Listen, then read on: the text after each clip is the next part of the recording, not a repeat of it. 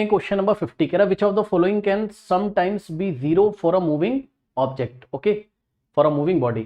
तो average velocity, distance travelled, average speed और displacement. ठीक है, 1 2 3 4 टोटल 4 फिजिकल क्वांटिटीज के बारे में बात करी गई है और पूछा गया इनमें से कौन सी फिजिकल क्वांटिटीज कभी कभी क्या हो जाती हैं, जीरो, कभी कभी जीरो हो जाती हैं। ओनली वन यानी कि only average velocity, first and second. तो देखते हैं सिलेक्ट करके, फिर यहाँ से हमको option A B C D में से टिक करना है। ओके स्टूडेंट्स, तो देखिए जरा, सबसे पहले हम आपको एक सिचुएशन दिखाते हैं। ये देखिए, मान लीजिए कोई ऑब्जेक्ट है, वो ए से चला और बी पे गया, ठीक, और वापस बी से कहाँ आ गया, ए पे। ए से पहले बी पे गया और बी से वापस कहाँ गया, ए पे। ठीक, तो मान लो ए से बी तक जाने का डिस्टेंस कितना है, 5। ए से बी तक का डिस्टेंस 5 और ए से बी तक जाने का टाइम कितना है, 2 सेकेंड है मान लो। ठीक है, तो अगर मैं यहां से आपको पूछूंगा कि भाई आप एवरेज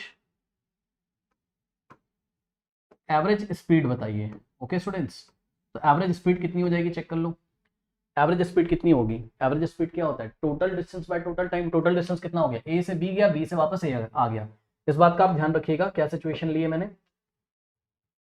इनिशियल पॉइंट भी आपका ए, इनिशियल पॉइंट भी क्या है आपका ए है, और फाइनल पॉइंट भी क्या है आपका ए है।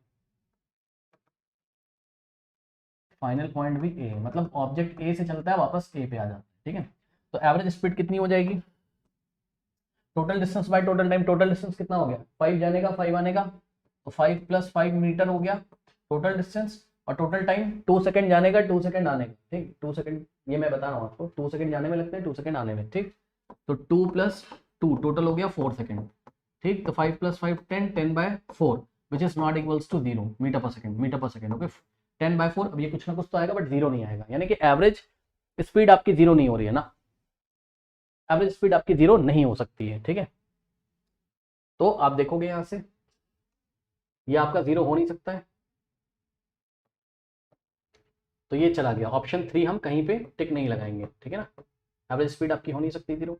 अब क्या डिस्टेंस जीरो हो जाएगा, नहीं, डिस्टेंस भी जीरो नहीं हो सकता है। चेक कर लो यहाँ पे, अगर आप डिस्टेंस निकालोगे तो डिस्टेंस तो आप देख ही रहे हो क्या होता है, टोटल पाथ लेंथ, 5 जाने का 5 आने का, 5 + 5 कितना हो गया, 10। तो डिस्टेंस भी कभी आपका जीरो नहीं हो सकता है। ठीक है, जो जीरो हो सकता है हमको उसके ऊपर टिक लगाना है, तो डिस्टेंस भी नहीं हो सकता है, यानी कि आपका ऑप्शन सेकंड भी चला गया।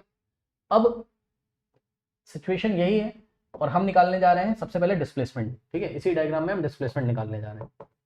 सो डिस्प्लेसमेंट क्या होता है बच्चों, इनिशियल और फाइनल पॉइंट के बीच का शॉर्टेस्ट डिस्टेंस। तो ये इनिशियल पॉइंट है और यही फाइनल पॉइंट है, तो इनिशियल और फाइनल पॉइंट के बीच का शॉर्टेस्ट डिस्टेंस कितना है, 0।